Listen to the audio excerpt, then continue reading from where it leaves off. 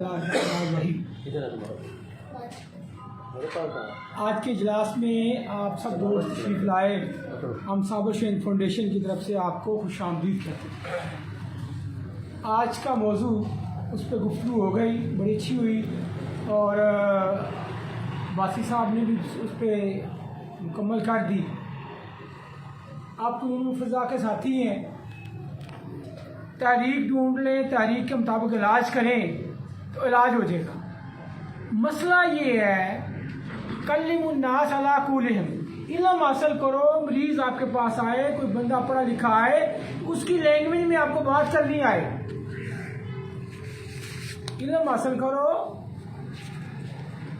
تاکہ ہمارا یہ جو انفرادی کمپلیکس ہے یہ ختم ہو، علم سے دور ہوگا۔ علم ہی فضیلت ہے۔ اس وقت دنیا میں، پاکستان میں ہر 7واں بندہ پتھری کا شکار ہوتا ہے، ہر 7واں بندہ پتھری کا شکار ہوتا ہے، اور اس وقت موجودہ حالات میں تقریباً 80 لاکھ بندے پتھری کا شکار ہیں۔ پتھری جس بندے کو ہوگی وہ وائٹل نہیں ہے کہ وہ مر نہیں جائے گا، ٹھیک ہے؟ اس کا نقصان کیا ہے؟ نقصان اس کا یہ ہے کہ وہ گردے کو جس جگہ پڑی ہوگی گردے میں ہوگی تو ڈیمیج کرے گی، وہاں انفیکشن ہو سکتا ہے، ٹھیک ہے جی؟ اس سے پھر آگے گردے میں سوزش ہو جائے گی، وہ معاملہ پھر بڑھ کے پھر گردے کو نقصان دے گا اور وہ نقصان دہ ہو جائے گا۔ ہوتا یہ ہے پتھری باہر سے پتھر نہیں ہے، آپ نے پڑھ لیا، سن لیا، آپ سمجھدار ہیں۔ جسم کے فاسد مواد جو ہے، نمکیات جو ہیں، معدنیات جو ہیں، وہ ہارڈ ہو جاتی ہیں، سخت ہو جاتی ہیں، تو ایک ہی جگہ رکنے سے کرسٹل بنتا ہے۔ کرسٹل جو ہے وہ آہستہ آہستہ آہستہ بڑا ہوتا جاتا ہے، وہ اس کے ایک باؤنڈ بنا، اس کے ساتھ ایک اور بن گیا، اور بن گیا، اور بن گیا، پھر وہ زیادہ ہوتا ہے۔ آپ اس کی یہ مثال سمجھ لیں، ایک پانی کا گلاس ہے، اس کے اندر آپ اگر نمک ڈال دیں تو کیا وہ ٹھیک ہوگا؟ اس میں غلظت آئے گی یا نہیں آئے گی؟ تھوڑا زیادہ ڈال دیں، مقدار بڑھاتے جائیں اور اس کو پڑا رہنے دیں تو کیا ہوگا؟ رسوب نیچے بیٹھ جائے گا، بیٹھ جائے گا نا، جتنا اس نے ابزارو کرنا کر لے گا، باقی بیٹھ جائے گا، اور پڑا رہے گا تو اور۔ اب اس میں سوڈا ڈال دیں، پھر بھی وہ غلیظ ہوگا، گاڑھا ہوگا، کنڈینس ہوگا، ڈینسٹی اس کی بڑھے گی، پڑا رہے کچھ عرصہ تو نیچے رسوب بیٹھے گا۔ اب اس میں اب میٹھا سوڈا ڈال دیں، وہ بھی ایسا عمل ہوگا یا نہیں ہوگا؟ اس سے پتہ یہ چلا کہ غلظت آنے کے لیے ایک سورس تو یہ ہے کہ باہر سے انٹیک کسی بھی چیز کی اتنی زیادہ ہو جائے کہ جو لیکوڈ ہے، جو فرض فار ایگزامپل جو اصل خون ہے ہمارا، وہ گاڑھا ہو گیا۔ اب جو چیز اس میں انٹیک زیادہ ہو رہا ہے، نمکیات زیادہ ہو رہے ہیں، تو تحریک خودی ہو جائے گی۔ الکلی اور کھار زیادہ ہو رہے ہیں تو تحریک حسابی ہو جائے گی، اور ایسڈ اور تیزاب بڑھ رہا ہے تو تحریک عضراتی ہو جائے گی۔ وہ آپ کو ساری۔ اچھا، کیا اس کا ایک اور اینگل بھی ہے دیکھنے کا، یہ ٹھیک ہونے کا؟ وہ کیا ہے؟ پیچھے سے انٹیک اتنی رکھیں، فار ایگزامپل آپ نے 20 گرام ڈالے تھے، 2 تولے، تینوں چیزیں، وہ تو اتنی ہی ہے، پانی کا گلاس آدھا کر دیں، پھر کیا ہوگا؟ وہ جلدی جم جائے گا نا۔ اچھا، 2 صورتیں ہوگی۔ تیسری صورت آپ یہ کریں کہ وہ گلاس جو ہے اس میں آپ نے مکس کی اس کو ڈھیل کے نیا پانی ڈال دیں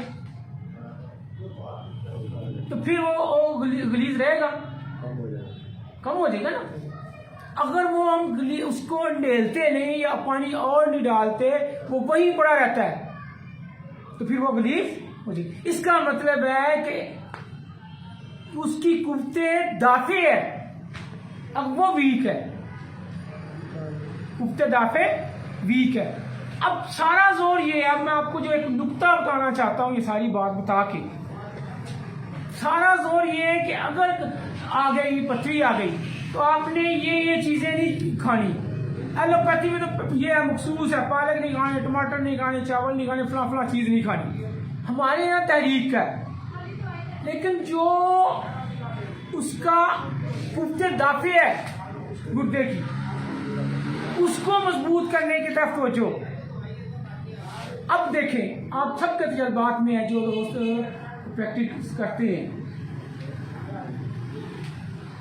7 mm کی 5 mm کی اگر پتھری ہے تو ہال بین کا جو ڈایا ہے اس میں سے ایزیلی وہ پاس آؤٹ ہو جاتی ہے۔ اور یہ قدرت کا اصول ہے، قاعدہ ہے، کلیہ ہے۔ یہ نمکیات، سالٹس یہ آتے رہتے ہیں، گردے ہے اسی مقصد کے لیے ان کو فلٹر کریں، وہ فلٹر کرتے ہیں، ان کا کام ہے، ان کی ڈیوٹی ہے، وہ کرتے ہیں۔ اور جو زیادہ ہوتا ہے قوت دافع اس کی اٹھا کے باہر پھینک دیتی ہیں۔ اگر زیادہ ہو جائے گردے زیادہ ورک کرتے ہیں، زیادہ باہر پھینک دیتے ہیں، اس میں توازن رکھتے ہیں، ان کی ڈیوٹی ہے، ان کا کام ہی یہ ہے۔ اب یہ کہ اگر یہ قاعدہ ہے، کلیہ 5 mm سے کم ہے تو اس کا ڈایا زیادہ ہے، گردے اس کو آرام سے پھینک دیں گے، آپ اس کو دوائی دیں یا نہ دیں، یہ اس کی ڈیوٹی ہے، اس نے خود ہی کرنا ہے، یہ فطری کام ہے، وہ کرتا ہے۔ سوال یہ ہے، ہم تو ادویات دیتے ہیں 10 mm تک، آپ نے تحریک کے مطابق علاج کیا، دوائی دی تو امکان ہے پتھری نکل جاتی ہے۔ ابھی پرسوں ایک مریض ہے میرا، 8 پوائنٹ کچھ تھی، اکثیر گردہ، امروسیا تھی ایک دوست کے پاس، وہ میں نے ڈالی اور دال کلتھی اور سرپوکھا والے کیبے کے ساتھ دی، نکل گئی اور بالکل ایک ذرا بھی باقی نہیں بچا۔ یہ سوال یہ ہے کہ اگر اس سے زیادہ ہے، 10 mm سے زیادہ ہے، تو پھر جیسے باسی صاحب نے کہا ہے، پھر آپ اعلیٰ ظرفی کا مظاہرہ کریں، پھر اس کو ریفر کرتے ہیں۔ کہ استاد محترم کو میں نے دیکھا ہے اکثر جب زیادہ آ جاتی ہے، سینٹی میٹرز میں آ جاتی ہے یا زیادہ آ جاتی ہے، تو پھر کہہ دیتے ہیں یار آپریشن کرانا ہے، آپ کروا لو، کوئی مسئلہ نہیں، اس میں کوئی ہماری بےزتی نہیں ہے، کوئی ہماری اس میں انسلٹ نہیں ہے، یہ اچھی بات ہے، اس کو ریفر کر دیں۔ نقطہ میں آپ کو بتانا چاہتا ہوں جس پہ ساری میری آج کا فوکس ہے، گفتگو کرنا چاہتا ہوں، پیارے بھائی، 7، 8، 9 mm کی پتھریاں ہم توڑ لیتے ہیں، گردہ اس کو ڈیزالو کر لیتا ہے، تو کیا پتھری جو 10 mm کی ہے یا سینٹی میٹر میں چلی جاتی ہے، ایک دن میں پیدا ہوتی ہے، ایک ہفتے میں پیدا ہوتی ہے، مہینے میں وہ بن جاتی ہے؟ بستیاں بستے بستے بستی ہیں، تو دیٹ ٹیکس ٹائم، کتنا عرصہ لگتا ہے۔ سوال یہ وہ سال اس کو لگا فرض کرے 1 سینٹی میٹر بننے میں یا 2 سینٹی میٹر، تو اس سال پورے میں گردوں نے اس کو باہر کیوں نہیں پھینکا؟ سوال تو یہ ہے، اس کے قوت دافع کیوں ویک ہوئی؟